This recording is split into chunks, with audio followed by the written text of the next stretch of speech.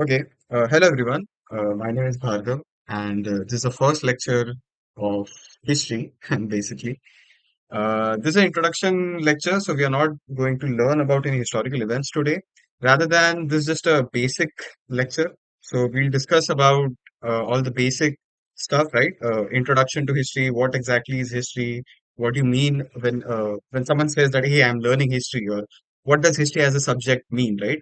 What are its applications? Why is it important? Should you even bother learning it at all, right? So I've divided this lecture into four main key points, which we'll discuss. First is obviously introduction. Basically, what exactly is history, right? Because maybe you are new to history, right? Especially history as a subject, right? So first, it's going to be introduction. What exactly do we mean by that subject? And yeah, so what exactly is the subject? Then we'll talk about the most important thing, which is approach towards learning history, right? Here's the thing. We as humans, we are biased, right? We are biased towards certain people, and we are a lot more polarized when it comes to certain topics, right? I'm an Indian, for example. So when I'm learning history, especially Indian history, for me, Indian history is the best, right? Because I'm an Indian. But that's not the case, right? So that's my bias, basically, right? Because I'm from India, I put my country on a pedestal, and every other civilizations to me are in a way inferior, right? And this is the most important part of this video, how because a lot of people fail to realize that history. So history is basically it's an okay, I don't know, interpretative, whatever it is. Okay, let me just use the word subjective. Uh, yeah.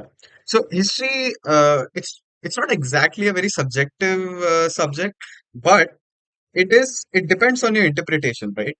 For example, let's take subjects like physics or chemistry, right? See, these subjects and the topics that they discuss, right? So what does modern science deal with, right? What do subjects like physics, chemistry, biology, these subjects at the most basic, like the most basic foundation of these subjects is basically mechanisms. Mechanisms of what exactly? Mechanisms of the universe, right? Then this gets branched into various topics. For example, physics, right? Physics deals with laws. Physics deals with how does the universe exactly, like, how does the universe function, right? Chemistry, it deals with atoms. It deals with elements. It deals with obviously chemical reactions. And biology is mostly focused around mechanisms of living organisms, right? Animals, plants, humans, evolution. Although these subjects, they are not very, so there's not like a very distinguishing boundary between these subjects, right? What is physics after a point also just becomes chemistry, chemistry becomes physics, chemistry becomes bio becomes chemistry. I'm not really that detailed. I don't have a deep knowledge in these subjects, right? Although I'm a science student, I really don't have deep knowledge on these subjects.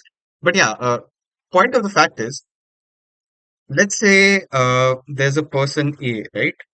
And let's say he is an Indian, right? He's an Indian, and let's say he's a Jain. He's an Indian and he's a Jain. Let's say this person B. Let's say this guy's American, right? This guy is American, and let's say he's Orthodox Christian, right? He's an Orthodox Christian. Okay. Now here's the thing. Let's take gravity, right? If I teach this guy about gravity, and if I teach this guy about gravity, right? There won't be much difference between the understanding of gravity between these two individuals, right? I'll say to person A, hey, person A, you know what gravity is? Basically, gravity is everything that goes up, eventually it has to come down, right? There's this force called the gravitational force, right? We're on this earth, and basically everything the earth pulls, everything that has mass, it pulls it towards itself. And there's like this G, there's the value of G, it's 6.63 into 10 to the power minus 34 or 37, something like that. And yeah, and I say the same information to person B. Now, here's the thing. This fact that gravity exists and gravity works this way, it does not depend on the interpretation of these two individuals, right? Gravity is gravity regardless of who you are, regardless of how you perceive it. Because first of all, everyone perceives gravity more or less the same. Okay, sure. If you're at the equator, you'll feel more force maybe, and like when you go up, it becomes less. I don't know, man. My physics is pretty rusty right now. But yeah, okay, sure. There's that variation. But fundamentally, everyone experiences gravity, right? It's not like, oh, if he was a Hindu, then for him, gravity would be different. Or if this guy was like, I don't know, if this guy was like British, for him, gravity is different. No, everyone perceives gravity the same way. I take an apple, I throw it, it falls. An animal, a monkey takes an apple, he throws it, same way gravity falls, right? These things are objective. These things are objective. They they are the way they are, regardless of if anyone is observing it or not, right? Okay, actually, you know what? That's okay. Let's go with the basics because actually, observation also kind of interferes with results. But okay, that's like deep physics. But a matter of fact is, you cannot interpret these things in a different way, right? Physics is fundamental. It is fundamental, right? Physics is physics, regardless of what your political opinions are, where you come from, right? So these things are objective, right?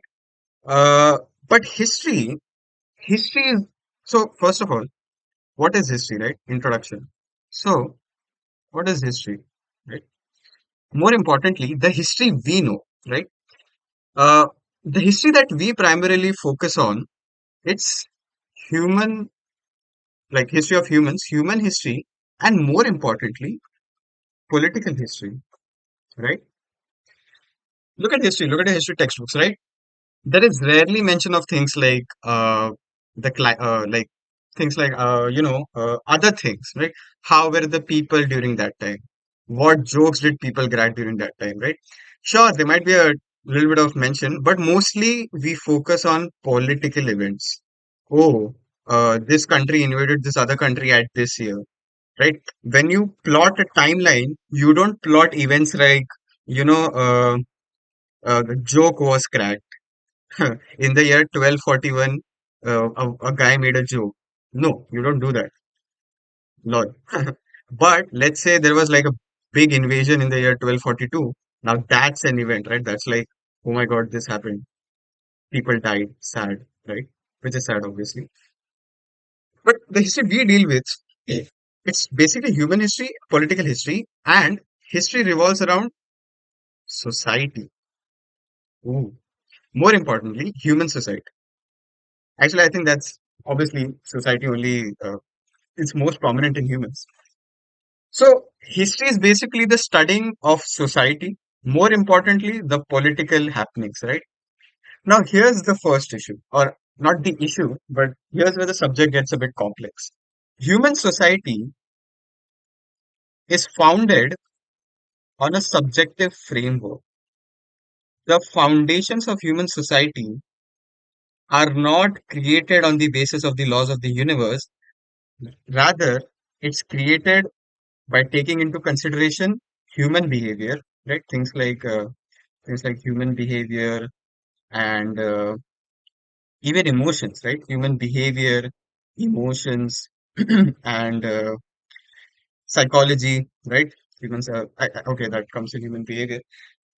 It covers these so these things are not fundamental, right? Human behavior, man, it's so complex, right? No one can understand another human being completely ever. Right? That's how complex this is, right? So it's built on a subjective framework, right? That's why history is an interpretative subject. That means, in this case, if person A belongs from, let's say, India, and if person B belongs from, let's say, Greece, right? Let's take the invasion of Alexander, right? So if you don't, I'm assuming you know it. Even if you don't know it, in brief, what happened was basically Alexander invaded India, right? There was this guy named Alexander.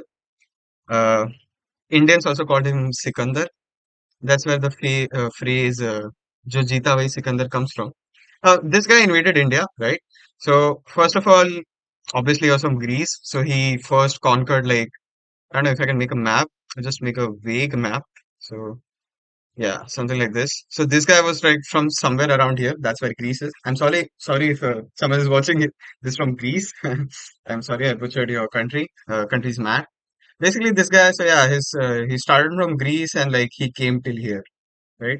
All this area, he basically conquered, and he came till here and then he stopped, right? Why did he stop?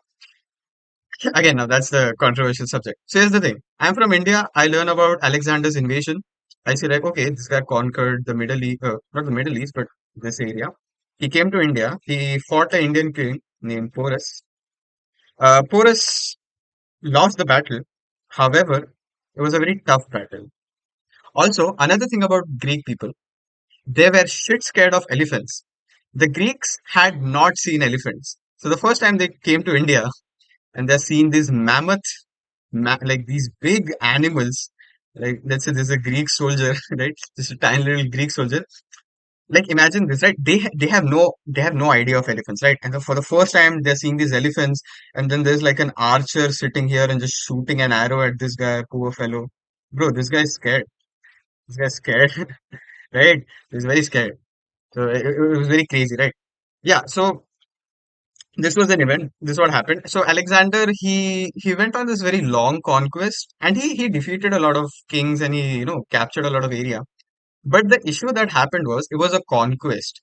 So basically, he started with limited resources, and by the time he came to his destination, a lot of his soldiers were dead, tired, traumatized. Because let's be honest, guys, war is not it's not the best thing, right?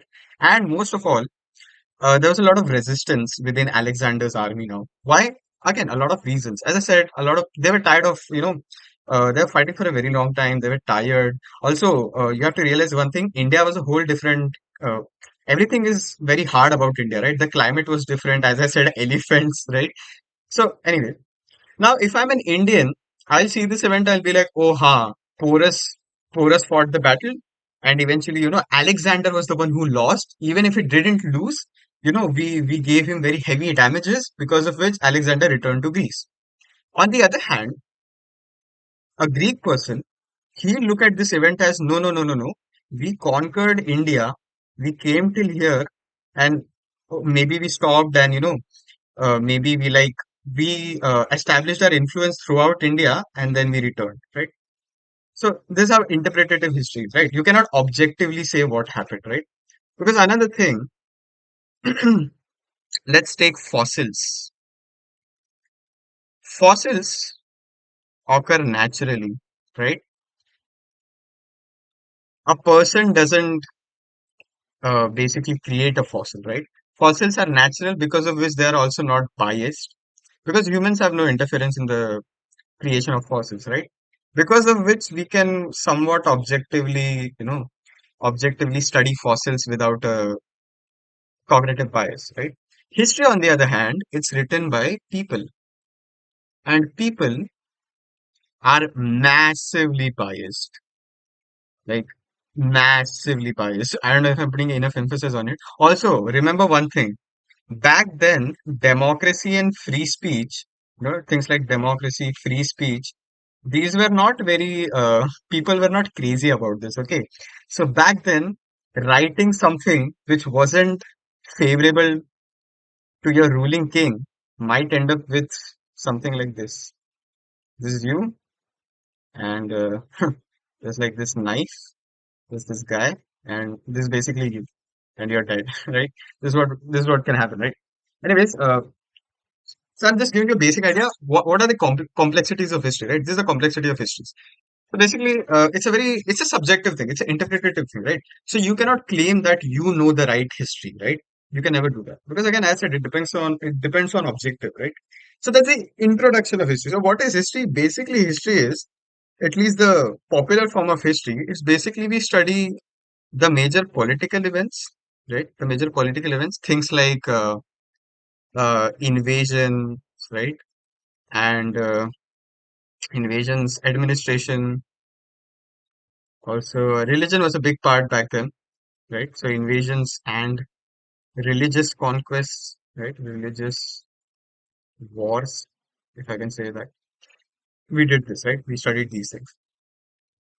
Now, this is the main popular form of history. Mostly we focus on political events. Obviously, there are also other constituents of history, right? The social part, the administrative part, I mean, the cultural part and everything.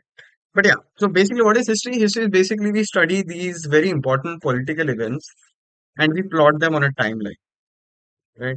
This is the beginning, this is the year three, this is the year 10, and like, we reach like 200. We're like, okay, this is what happened, right? So that's the introduction. What is history? History is basically we study these very important political events that change the world or at least influence the world at a very big level, right?